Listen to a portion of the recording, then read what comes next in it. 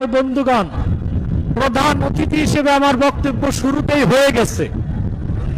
এখন বাকি কিছু কথা বলছি।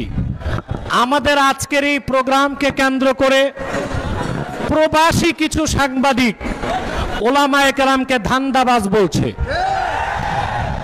আমরা বলবো আমরা ধান্দাবাজ না, তোমরাই আন্ডাবাজ। যুক্তরাষ্ট্রের আন্ডা তা দেবার চেষ্টা করছো বাংলাদেশে। যদি তোমরা ধান্দাবাজ না হয়ে থাকো, তোমাদের ভাষায় দেশ স্বাধীন হয়েছে, বাংলাদেশে কেন আসতে পারো না?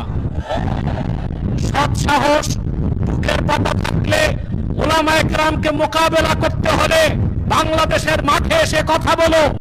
বিদেশে মার্কিন সিআই এর মদত পুষ্ট হয়ে জিহাদ এবং খেলাফতের পক্ষে যারা বাংলাদেশে কথা বলে, যুক্তরাষ্ট্রের আগ্রাসনের বিরুদ্ধে যারা সোচ্চার, সেই আলেম ওলামার বিরোধিতা যারা করবে, সেই সাংবাদিকদেরকে জুতা নিক্ষেপ করা হবে। প্রিয় ভাইরা, আমার বাকি যে কথাগুলো সংক্ষেপে বলে দোয়া করে দিচ্ছি। মানবাধিকার কমিশন, এটাকে দেখবেন কিছুদিন পর মৃত্যু কমিশন হবে। গ্লোবাল পলিটিক্সে আমার অনেকগুলো লেকচার আগে ছিল। আমি বলেছি মার্কিন যুক্তরাষ্ট্র আরব বিশ্ব থেকে বিতাড়িত, মধ্য এশিয়ায় পরাজিত। এখন যুক্তরাষ্ট্রের যুদ্ধনীতি বাস্তবায়ন হবে ইন্দো প্যাসিফিক অঞ্চলে। আপনারা দেখেছেন থাইল্যান্ড এবং কম্বোডিয়াতে যুদ্ধ হয়েছে। কিছুদিন পর দেখবেন চায়না এবং তাইওয়ানে যুদ্ধ হবে, আর বাংলাদেশ হবে যুদ্ধের ক্ষেত্র, ফ্রন্ট। আপনারা শুনেছেন রোহিঙ্গারা তাদের রাজনৈতিক দলের আত্মপ্রকাশ করেছে। এই আমেরিকায় রোহিঙ্গাদের হাতে অস্ত্র দিবে যারা বাংলাদেশি মুসলমানদের বিরুদ্ধে অস্ত্র ধারণ করবে। বাংলাদেশকে সিভিল ওয়ার বা গৃহযুদ্ধের মাধ্যমে বাংলাদেশের স্বাধীনতাকে বিপন্ন করার মার্কিন চেষ্টার অংশ হিসেবেই কথিত জাতিসংঘের মানবাধিকার কমিশন প্রতিষ্ঠিত হয়েছে। আজকের পরই এই জাতিসংঘের কমিশনের কার্যক্রম নিষিদ্ধ করতে হবে। যদি করা না হয়, এই শাপলা চত্বরে 13 সালে যারা রক্ত দিয়েছে, সে আলেম ওলামা পীর মাশায়েখ এখনো বেঁচে আছে। প্রয়োজনে ইসলামের সুমহান স্বার্থ রক্ষায়, মুসলমানদের মৌলিক দাবিগুলো আদায়ে আর বাংলাদেশের স্বাধীনতা রক্ষায় আরেকবার তারা রক্ত দিতে রাজপথে নেমে আসবে। জিহাদের কথা বললে জঙ্গি বলে। আপনারা বলুন তো, জিহাদ অস্বীকারী মুসলমান না কাফের? আবু দাউদ শরীফের একটি হাদিসে এসেছে, আল্লাহর হাবিব সাল্লাল্লাহু আলাইহি ওয়াসাল্লাম ইরশাদ করেছেন, ওয়াল জিহাদু মাযিন মুযবাসানি আল্লাহ ইলা আন ইউকাতিলা আখিরু উম্মতি আদ-দাজ্জাল। আল্লাহ রাসূল সাল্লাল্লাহু আলাইহি ওয়াসাল্লাম বলেছেন, আমি মুহাম্মদ সাল্লাল্লাহু আলাইহি ওয়াসাল্লামকে প্রেরণ করে আল্লাহ তাআলা আমার উম্মতের উপর জিহাদকে ফরজ করেছেন। আমার উম্মতের শেষ ব্যক্তি কর্তৃক, অর্থাৎ ঈসা রুহুল্লাহ আকাশ থেকে নেমে দাজ্জালের সাথে লড়াই করার আগ পর্যন্ত জিহাদের হুকুম বাকি থাকবে। মোল্লা আলী কারি স্পষ্ট ফতোয়া দিয়েছেন, ওয়ালা শাক্কা আন্না ইজমা আল উম্মাহ আন্নাল জিহাদ মাযিন ইলা ইয়াউমিল কিয়ামাহ ওয়া লাম ইউনসাখ। জিহাদের হুকুম কিয়ামত পর্যন্ত বাকি থাকবে, এটা মানসুখ হয় নাই, এটা ইজমাই উম্মত। এবং সমস্ত আহলুস সুন্নাহ ওয়াল জামাতের বাংলাদেশী ও আরব বিশ্বের আলেমরা একমত, মান আনকারা মাশরুইয়্যাতাল কিতালি ওয়াল জিহাদ ফাহুয়া কাফির।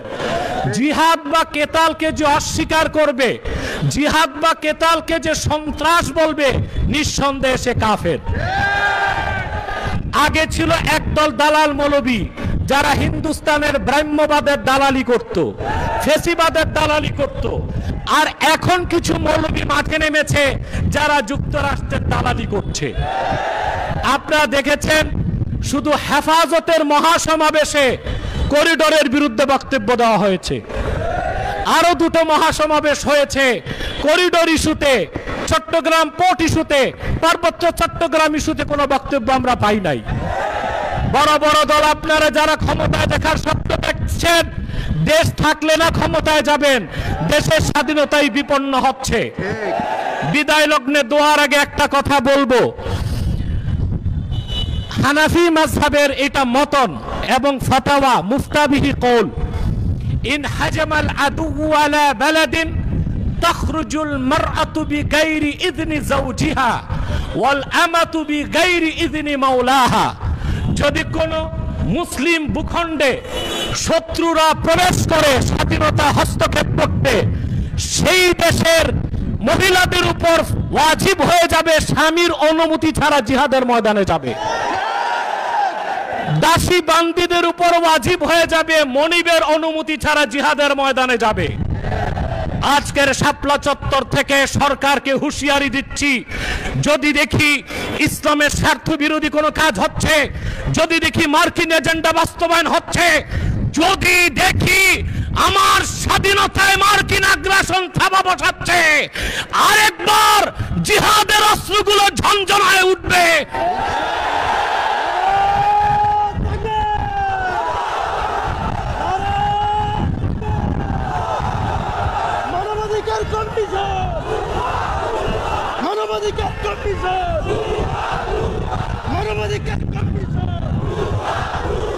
ربنا ظلمنا أنفسنا وإن لم تغفر لنا وترحمنا لنكونن من الخاسرين اللهم اغفر لي ولوالدي وللمؤمنين يوم يقوم الحساب آمين اللهم ارزقنا قلبا نقيا من الشرك بريا لا كافرا ولا شقيا اللهم حبب إلينا الإيمان والقرآن وزينهما في قلوبنا وكره إلينا الشرك والكفر والعصيان يا حنان يا منان ويا منزل القرآن الله নাকে বুভুক্ষ তৃষ্ণার্ত তোমার হাজার হাজার ইমানদার বান্দা ইসলামের সুমহান স্বার্থে দেশের স্বাধীনতা রক্ষায় মাঠে নেমে এসেছে। আল্লাহ আমাদের প্রত্যেককে তুমি দ্বীনের মুজাহিদ কর্মী হিসেবে কবুল করে নাও। আজকের মঞ্চে নেতৃত্বের ভূমিকায় যত উলামায়ে কেরাম এসেছেন, তাদের সকলকে সিপাহ সালারের ভূমিকায় তুমি অবতীর্ণ হবার তৌফিক দান করো। আল্লাহ এদেশের মুমিন মুসলমানদের স্বপ্ন হচ্ছে একটি শরিয়া রাষ্ট্র। আল্লাহ শরিয়া রাষ্ট্র প্রতিষ্ঠিত করার যত যোগ্যতা ও দক্ষতা আছে তুমি আমাদেরকে দান করো।